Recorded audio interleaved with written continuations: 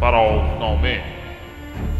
بیانات مقام معظم رهبری در دیدار رؤسای دانشگاه‌های کشور. خیلی خوش آمدید برادران و خواهران عزیز. جلسه علم و عالم و دانشگاهی است و این یکی از بهترین و شیرین‌ترین جلسات. خب علم مهمترین ابزار پیشرفت و اقتدار ملی است. این رو باید مسلم گرفت.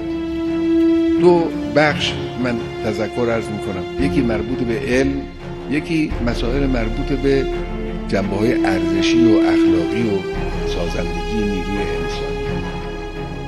استعمار بلای بزرگی بود که بر سر کشورهای منطقه آسیا و آفریقا و آمریکای لاتین فرود آمد. این استعمار رو کی به وجود آورد؟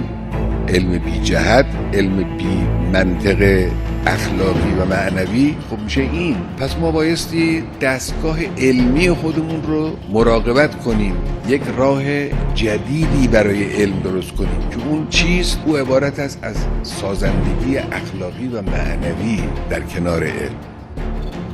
علم باید هم نیاز امروز رو تأمین کنه، هم نیاز آینده رو. این آینده رو حدس بزنید، محاسبه کنید، ببینید چی لازم داریم. راجع به این مسائل انرژی هسته‌ای که بحث بود در 3-4 سال قبل از این، بعضی‌ها میگفتن ما که این همه نفت داریم. آمریکایی‌ها هم همین رو گفتن. اتفاقا آمریکایی‌ها میگفتن ایران این همه نفت داره، میخواد چیکار کنه؟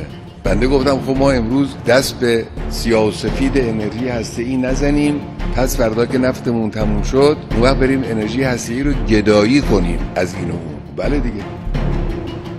بخش دوم که اون کار فرهنگی دانشگاه هاست. کار فرهنگی رو بعضیا در داخل دانشگاه با کنسرت و اردوهای مختلف اشتباه گرفتن. میگن باید دانشجو شاد باشه. شاد بودن برای هر محیطی چیز خوبی است، اما چه جوری، به چه قیمتی؟ غربی ها چقدر بهره بردن از این اختلاط دختر و پسر که ما بهره ببریم.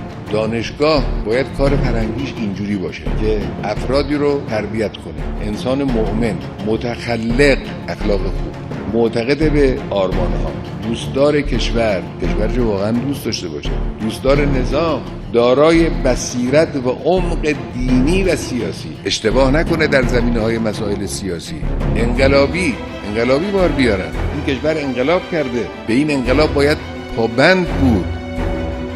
بالاخره توجه داشته باشید برادران و خواهران عزیز من، دانشگاهیان عزیز. بنده به دانشگاه علاقه‌مندم. من از دیرباز هم معتقدم به دانشگاه، هم بسیار علاقه‌مندم. بدانید دانشگاه و دانشجو امروز آماج بزرگترین توطئه هاست.